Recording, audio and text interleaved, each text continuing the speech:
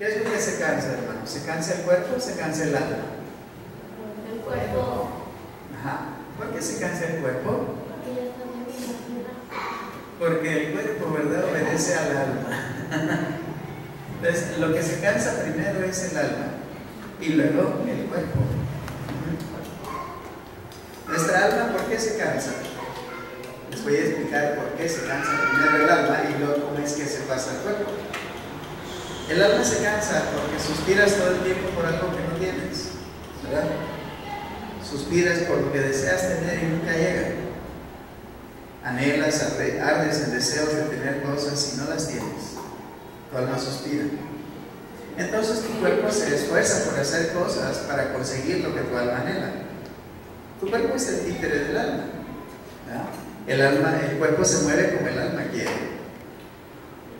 Entonces, cuando el cuerpo se cansa, el alma sigue insistiendo y sacas fuerzas de flaqueza, pero continúas haciendo lo que tu alma quiere. Hay personas que trabajan para comprarse un carro y trabajan y trabajan y trabajan y trabajan de día y de noche, y aunque sienten que ya están cansados, la esperanza de tener el carro los vuelve a animar y se paran y están trabajando. Su cuerpo se cansa, pero su alma lo levanta, ¿verdad? El alma es la que se cansa después. Cuando el cuerpo ya se cansó y no lo obtuviste, lo intentas de otra forma, ¿verdad? Y no lo tienes, lo intentas de otra forma y no lo tienes. Vas al hospital y regresas del hospital y sigues intentando vivir como tú deseas vivir, y tu alma se cansa después porque ve que no consigues lo que tienes. El alma se cansa porque desea cosas que no tiene, porque anhela cosas que no existen o anhela cosas que nunca van a existir en su vida. Desea tener cosas y no tiene. El alma se cansa, y el alma se cansa porque no conoce a Dios. Cuando el alma se cansa, es que tu cuerpo ya agotó todos los recursos. Incluso hay un dicho en el mundo que dice: la esperanza muere al último, ¿verdad? La Biblia nos habla de un versículo donde habla Jesús. El libro de Mateo, capítulo 11, versículo 28. Jesús hace un llamado a todos los que están trabajando arduamente y están cargados y se han cansado de buscar las cosas y no las tienen. Necesitas ser edificado y estar unido en el Espíritu. El problema es que no puedes unirte en el Espíritu si tu alma es la que te manda y te gobierna. Cuando tu alma te gobierna y te manda, no puede tu espíritu obedecer al Espíritu Santo de Dios. Por eso es que ardes de envidia, codicias y no tienes. Y si lo pides a Dios, lo pides mal. Y trabajas mucho para lograr las cosas y no logras nada. Lograste tener una casa y ya no te gusta. Lograste tener un carro y te parece inútil. Lograste tener a la mujer de tu vida y resulta que ahora la ves gorda y fea. Logras lo que tienes y después desprecias lo que conseguiste. ¿Por qué? ¿Porque tu deseo es estar cansado? No, porque tu alma es la que te gobierna y no el Espíritu de Dios. Tú quieres que te hable Dios, incluso haces una gran presión mental para que Dios te hable y estás ahí tenso, ¿verdad?, buscando a Dios, y le cantas canciones y oras al Señor solito, ¿verdad?, y estás buscando la forma en que Dios te hable, y oyes al diablo y dices: me habló Dios. ¿Por qué haces eso? Porque cada día te cansas más, porque le estás haciendo tú en tus fuerzas. Tienes que dejar que Dios actúe en ti. Ahorita vamos a ver, fíjate lo que dice Efesios 4:1. Pablo habla de sí mismo y dice: yo pues preso en el Señor, os ruego que andéis como es digno de la vocación con que fuisteis llamados. Aquí el problema que está mencionando Pablo es algo que no hemos hecho nosotros. Primero, no nos consideramos presos del Señor. ¿Qué hace un preso? Yo he visto películas, nunca he estado preso, ¿verdad? He estado cerca de los presos, pero nunca he estado yo preso. Pero lo que hacen los presos pues es estar sentados o parados o caminando alrededor de la celda y están piense y piense y piense y piense. A veces les da sueño y se duermen, y a veces no comen, o a veces sí comen, a veces están llorando porque los metieron a la cárcel. Una persona que está presa solamente hace una cosa: estar dentro de la jaula. Si tú eres preso del Señor, no tienes que hacer nada por agradar a Dios, no tienes que hacer nada por lograr lo que deseas, no tienes que hacer nada, solamente tienes que estar ahí con el Señor. ¿Qué te ruega Pablo? Ve lo que dice. ¿Qué te está rogando? Que andemos como es digno de la vocación. ¿Qué es la vocación? El llamado. La vocación es la actividad o el trabajo operacional, ¿verdad? O también lo agradable que tienes que hacer las cosas. Fuiste llamado a realizar una labor, fuiste llamado a que realices una actividad. No importa si tienes habilidad o talento o no, lo importante es que fuiste llamado. Y si fuiste llamado, entonces Dios te va a proveer de todo lo que necesitas para poder realizar la obra de lo que fuiste llamado, pero con dignidad. Dice en el versículo 2, ahí viene lo complicado, con toda humildad y mansedumbre. Eso lo leemos y lo pasamos por alto. No, párate ahí, hermano. Con toda humildad y mansedumbre. Tú puedes pensar qué cosa es humildad. Humildad es andar con zapatos agujerados, con ropa raída, de pobreza, todo sucio, desalineado, tener una chocita de casita. ¿Eso es ser humilde? No, ¿verdad? Eso es ser pobre. Pero ser humilde, ¿qué es? Vamos a revisar la palabra humilde y vamos a descubrir qué significa la palabra humilde. Y luego dice adelante, con longanimidad, ¿verdad? En unas Biblias dice así, y en otras dice, soportándoos con paciencia los unos a los otros en amor. Dispuestos, dice el versículo 3, dispuestos o solícitos a guardar la unidad del Espíritu en el vínculo de la paz. Muchos de nosotros tenemos el pensamiento de que ser humilde es ser pobre o no tener que vestir y que comer. Pero la humildad no es esa. Puesto que no conocemos el concepto verdadero de lo que es ser humilde, imitamos la humildad pensando que la humildad es vivir llorando, o yo aquí pararme y gemir y decir, ay, es que estoy aquí, y te estás conmiserando en lugar de humillarte. Humillarte es diferente a conmiserarte. Tenemos problemas para entender lo que es la humildad y la mansedumbre. Y como tenemos problemas para comprender el concepto de humildad, entonces Dios nos humilla para que aprendas a ser humilde. Pero cuando Dios te humilla, tú no crees que Dios te haya humillado. Tú piensas que quien te humilló es el hombre.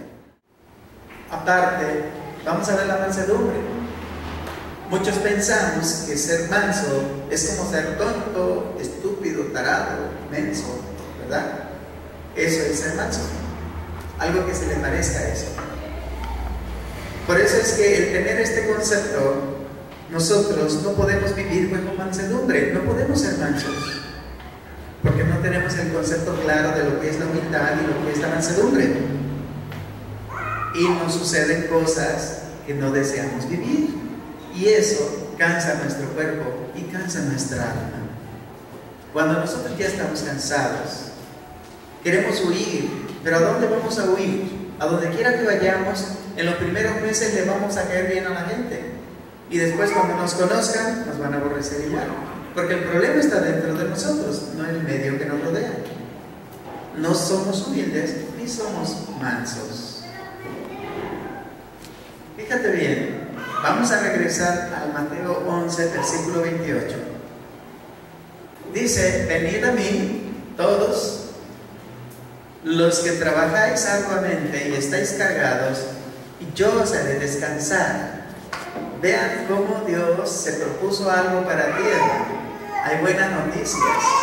Dios ya se propuso hacerte descansar de tu alma. Dios ya se propuso a que tú descanses en Él. Dice: yo los voy a hacer descansar. Y tu pregunta podría ser: ¿y cómo? Dice abajo en el versículo que sigue: ¿cómo?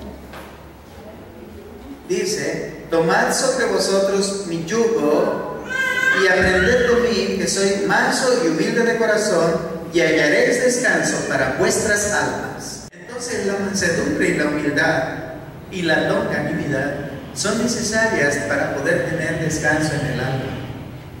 Vamos a descubrir que para poder tener mansedumbre y humildad y también tener longanimidad, debemos de tomar el yugo de Jesús. Ser humilde, te voy a explicar, es vivir en un nivel bajo de manera permanente. A ver, di conmigo: permanente. No cuando te conviene nada más y cuando no sacas las uñas. No, permanentemente vas a vivir en nivel bajo. Nunca te vas a alzar. Dile a tu hermano: nunca te vas a alzar. Nunca va a salir el cobre. Nunca van a salir tus uñas. Siempre vas a ser humilde de corazón. Hay unos que son humildes intelectualmente y vienen con humildad: hermano, yo pienso que tú deberías de que no sé qué, que no sé qué tal. Pero le dices que no y eso que vas a la iglesia y yo no sé por qué entonces eres tal cosa, y empiezas a hablar mal. ¿Dónde está tu humildad? Era una humildad aparente. Debe de ser permanente tu humildad, hermano. ¿Ok? Di conmigo: permanente. Tu humildad tiene que ser permanente, no nada más mientras consigues lo que quieres. Porque vienes humildito y ya que lo tienes, golpeas a todos. Tienes que ser manso y humilde, pero de corazón, no de labios, ni en mentira, sino de corazón. Tienes que ser humilde. Ahora, ser manso es no pelear por lo que tú quieres, no luchar por ti mismo, sino dejar que Dios pelee por ti. Eso es ser manso. No es ser tonto de ninguna manera, es ser muy sabio. Dejar que Dios tome el juicio sobre los demás, y no juzgues tú, ni ataques a nadie, ni trates de conseguir lo que quieres por la fuerza, o con engaños, o políticamente, o con mentiras. Ser manso es no pelear por ti mismo, dejar que Dios gane la batalla y te entregue las coronas de la vida. Eso es ser manso. Longánime es tener una paciencia permanente pero prolongada en toda tu vida hasta que mueras. Eso es ser longánime. Ser paciente con todos. Desde ahorita que sabes el concepto hasta que te mueras. Ser longánime, eso es. Soportándoos con paciencia los unos con los otros. En Efesios 4:2, vamos a esa cita. Dice: con toda humildad y mansedumbre, soportándoos con paciencia, eso es longánime. Longánime es tener un soporte de paciencia eterna. No decir: hasta aquí llegó mi paciencia, lo demás ya no te lo toleré. Siempre fui prudente contigo, pero ahorita yo creo que ya no.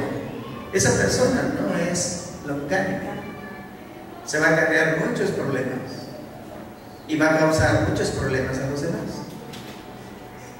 Por eso es que no tienen paz en su alma. Por eso es que su alma no halla el descanso, porque no son longánimes, ni tampoco son humildes, ni son mansos, ni han tomado el yugo del Señor. Tenemos que tomar el yugo del Señor, y aparte ser mansos, y aparte ser humildes, y aparte ser longánimes. Eso va a dar descanso a tu alma. ¿Se entiende bien? ¿Quieres hallar descanso en tu alma? Entonces ya puedes venir al Señor y decirle: Señor, he hecho todo lo que se me ha indicado. Tengo este problema, te lo entrego, Señor. Vamos a ver lo que dice el capítulo 16 de Mateo. Mira el versículo 24. Ve con claridad lo que dice. Entonces Jesús dijo a sus discípulos: si alguno quiere venir en pos de mí, dice, niéguese a sí mismo y tome su cruz y sígame. Aquí está el consejo para hacerlo unánime. Aquí está el consejo para alcanzar la humildad, y aquí está el consejo para alcanzar la mansedumbre. Y aquí también está el consejo para tomar el yugo del Señor. Vamos entendiendo bien lo que es longánime, lo que es humilde y lo que es manso. Vamos entendiendo bien cómo, al compararnos con el concepto correcto, hay conceptos que teníamos equivocados. Esos son muros de razonamientos falsos que evitan que nosotros lleguemos al Señor a descansar en Él. Vamos al Señor, pero no vamos a descansar. Vamos a gimotear, vamos a lloriquear, vamos a reclamar, vamos a hasta maldecir incluso, y no vamos a alcanzar la paz. ¿Qué es llevar el yugo del Señor? ¿Cómo de grande es el yugo? ¿Qué características tiene el yugo? ¿Cómo es el yugo de Jesús? ¿Será igual que el de un buey? ¿Cómo es el yugo? ¿Qué es un yugo? ¿Es como el lazo matrimonial de los cónyuges? ¿Cuál es el yugo de Jesús? Hacer la voluntad del Padre. Ese es el yugo que tienes que tomar.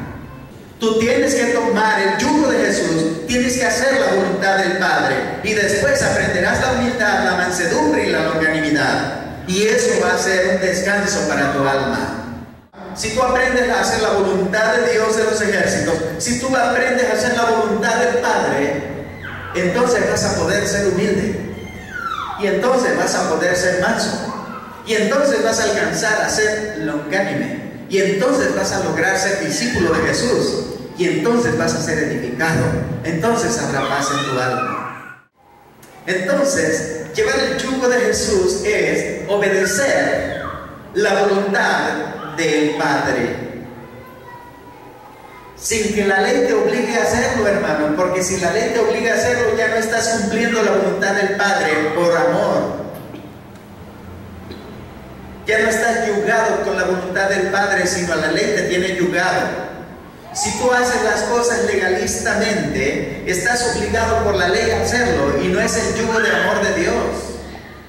Dios dice que con cuerdas humanas de amor te atrajo hacia Él, y Él quiere que tomes el yugo de Jesús. Jesús nunca lo hizo obligado por la ley de Moisés. Jesús no estaba queriendo obedecer al Padre porque la ley de Moisés lo obligaba. Si tú tomas el yugo de la ley de Moisés, no estás tomando el yugo de Jesús. Por lo tanto, vas a morir en amargura y tu cuerpo se va a enfermar. Por eso es que tú tienes que tomar el yugo de Jesús, no el yugo de la ley de Moisés. No es obligatorio que adores, no es obligatorio que alabes, no es obligatorio que des diezmo, no es obligatorio que des ofrenda, no es obligatorio que vengas al culto, nada es obligatorio. Todo es por el yugo de Jesús. Tampoco te va a obligar la regla humana de un templo, ¿ok? No van a ser reglas de los hombres las que te va a obligar a tomar el yugo de Jesús. O sea, no te van a obligar mis palabras o las palabras de un siervo de Dios de cualquier otro templo. No te van a obligar a que obedezcas a llevar el yugo de Jesús.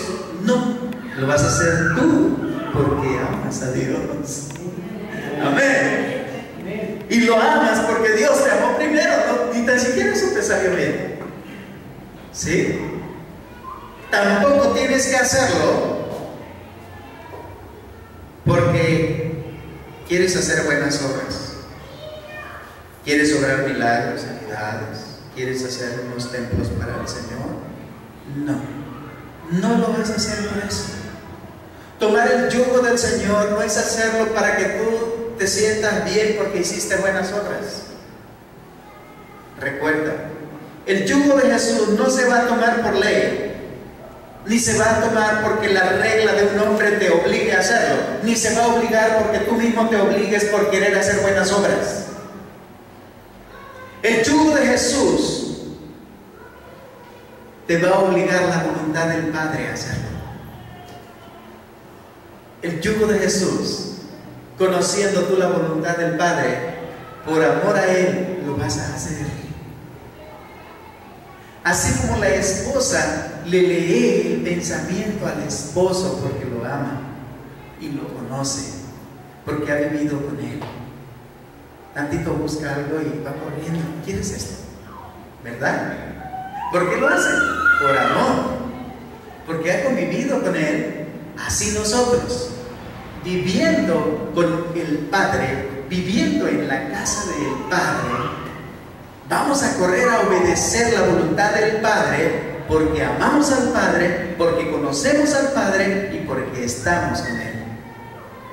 No nos obliga la ley de Moisés, no nos obligan las reglas de una denominación, no nos obliga tampoco el querer hacer obras buenas para salir en una fotografía haciendo grandes obras.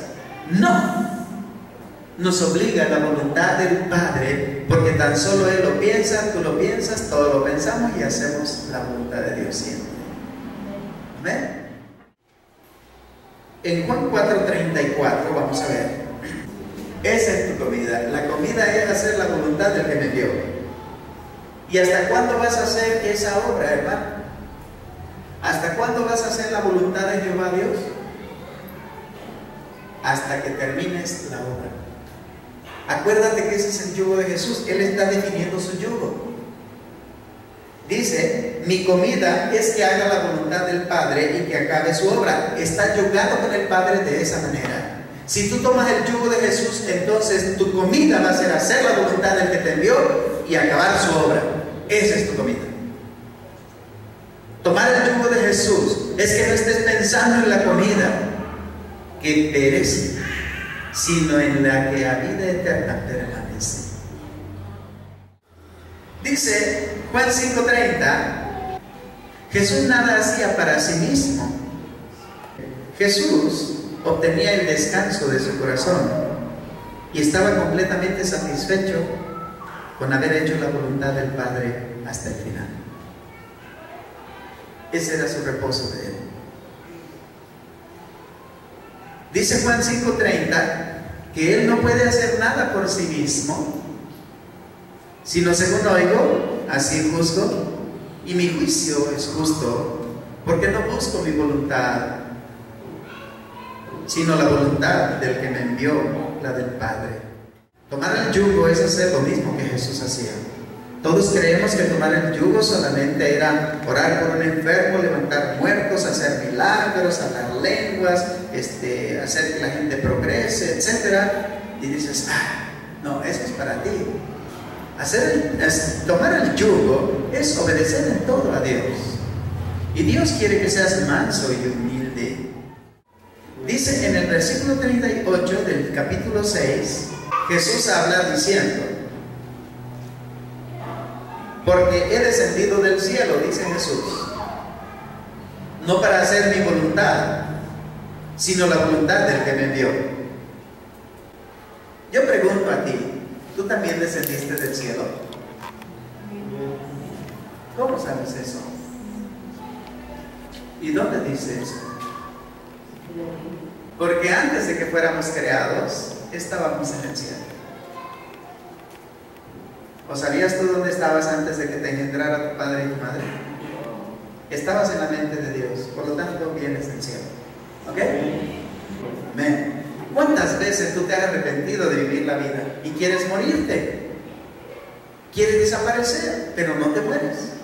Te cortan las venas, te tornan algunas pastillas, tratas de matarte de muchas maneras y Dios no permite que te mueras. ¿Por qué? Porque tienes que hacer la voluntad del que te envió. Dios te envió para que vivas a hacer su voluntad, no tu voluntad. Por eso es que te cansas, hermano. Por eso es que te agotas en tu alma y tu cuerpo se desvanece. Porque estás haciendo tu voluntad, no la voluntad del que te envió. Piensa si lo que estás haciendo es voluntad del Padre o no. Pregúntale a Dios. habla con Dios, ten intimidad con Dios y dile: Señor, no voy a hacer nada hasta que tú me digas qué es lo que tengo que hacer. Voy a hacer nada más lo que es inherente a mi vida normal, porque tengo que trabajar, tengo que hacer esto, tengo que hacer lo otro, pero no puedo moverme más allá. Y cualquier cosa que esté haciendo mal, Señor, indícame para que yo cambie mi manera de vivir. Ve lo que dice Juan 6:39. Dice: y esta es la voluntad del Padre el que me envió, que todo lo que me diere, no lo pierda. No pierda yo nada. A ver, di conmigo, no pierda yo nada, sino que lo resucite en el día postrero. Entonces nada de mi cuerpo se tiene que perder. Así es. Entonces, ¿qué tienes que cuidar? Que mi cuerpo no se canse, ni se debilite, ni se pierda. ¿Y cómo vas a buscar que tu cuerpo no se canse, ni se debilite, ni se pierda? Bueno, que mi alma haga la voluntad del que me envió, y así hallaré descanso para mi alma y mi cuerpo sanará. En Mateo 26:39, Jesús tenía el yugo de Dios sobre de él. Yendo un poco adelante, se postró sobre su rostro, orando y diciendo: Padre mío, si es posible, pase de mí esta copa, pero no sea como yo quiero, sino como tú. ¿Está yugado? ¿Puedes ver el yugo? Muy bien. El yugo lo estaba guiando a la muerte de cruz. ¿Pero qué decimos nosotros? No, yo ya no quiero sufrir, mejor me divorcio, mejor me muero, o mejor me voy de aquí, ¿verdad? No tienes el yugo, hermano, y así quieres ser ministro del Señor. Si ni siquiera tomas el yugo, menos buscas ser humilde, menos buscas ser manso, someterte a los demás. No, tú quieres que se sometan todos, pero tú no. Hermano, para ser ministro tienes que tomar el yugo. La voluntad de Dios es que no se pierda nada. Repite conmigo, que no se pierda nada, sino que sean resucitados en el día postrero. Sino que sean resucitados en el día postrero. ¿Okay? Entonces mi yugo, hermano, el que yo tengo aquí de parte de Dios, es procurar que tú no te pierdas jamás, sino que alcances la vida eterna, para que después Dios, mi Señor Jesús, te resucite. Y no voy a parar hasta terminar mi obra que Dios me encargó hacer. ¿Y cuál es la tuya? ¿Ok? Tienes que pensar en la tuya. Mira tu familia, mira tu marido, mira tus hijos, mira lo que está a tu lado. Procura que ninguno se pierda, de conmigo, que ninguno se pierda, sino que todos procedan al arrepentimiento, y el Padre los resucite en el día postrero, y tengan un cuerpo glorificado. Ese es tu yugo. ¿Ok? Ese es el yugo, ¿lo tomas? Dice, pues ya que no, hay que tomarlo bien, gozoso en el corazón. ¿Amén? Hermano, este es el yugo que Jesús desea que nosotros llevemos por Él. O sea que Jesús desea que nosotros hagamos la voluntad del Padre así como Él la hizo. Cuando Él dice, las obras que yo hago, vosotros haréis también. Todos vemos que resucitó un muerto y dice, yo quiero resucitar un muerto. Todos vemos que oraba por los enfermos y sanaban, yo quiero ir a que sanen los enfermos. Todos hacían grandes milagros y prodigios, yo quiero hacer grandes milagros y prodigios. Pero no quieres ser manso ni humilde, ni quieres ser magnánime, ni quieres tomar el yugo completo. El yugo completo no nada más es hacer obras, milagros y prodigios. El yugo completo es ser manso y humilde y obedecer en todas las demás cosas a Dios. Hacer la voluntad de Dios, ese es el yugo completo. Eso que tú quieres es para tu propio beneficio, porque tú quieres sentirte bien, tú quieres sentir paz. No, pero hermano, está la gloria de Dios, hermano, ¿qué pasó? ¿Cómo? ¿Por qué piensa de mí eso? Sí, eso lo dices de dientes para afuera, pero por dentro hay un deseo en ti. Porque si no buscas primero ser manso y humilde humilde de corazón y tomas el yugo completo, significa que hay vanidad en ti, por la que tú quieres ser ministro de la palabra. Tenemos que aprender esto. Que nada se pierda y que acabemos la obra, ¿ok? Así que no importa cuál sea tu situación, hermano y hermana, el descanso dentro de tu corazón para tu alma determina el que estés satisfecho con haber cumplido la voluntad del Padre. Eso es lo que determina que tú tengas reposo en tu alma. Esta es la manera de andar como es digno del llamamiento al que habla Efesios 4:1. Digno del llamamiento, de la elección y la predestinación del Señor, la redención del Hijo y el sello de las arras del Espíritu Santo.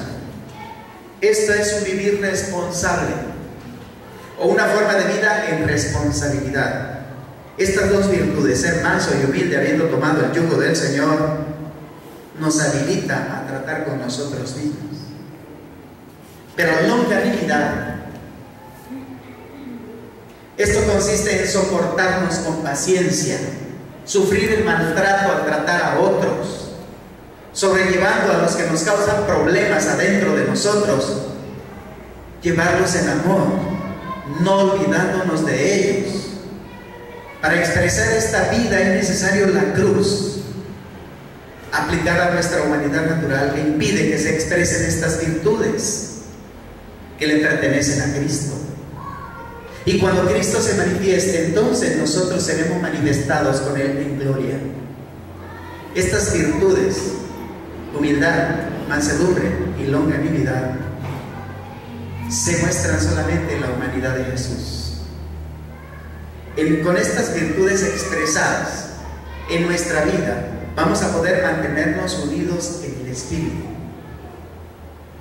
Porque en el Espíritu que nos une existe una humanidad restaurada, una humanidad redimida, una humanidad transformada, en la renovación de los conceptos que entendíamos mal, soltando la propia voluntad o la voluntad propia para hacer la voluntad del Padre.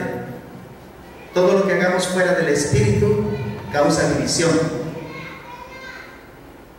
y perdemos la unidad. La unidad es una sola entidad, porque la unidad es distinta a la unión. Podemos estar unidos, pero no en unidad. La unidad es estar en el mismo espíritu, hablando una misma cosa, soportándonos y sometiéndonos unos a otros en el temor de Dios, porque Dios es nuestra paz.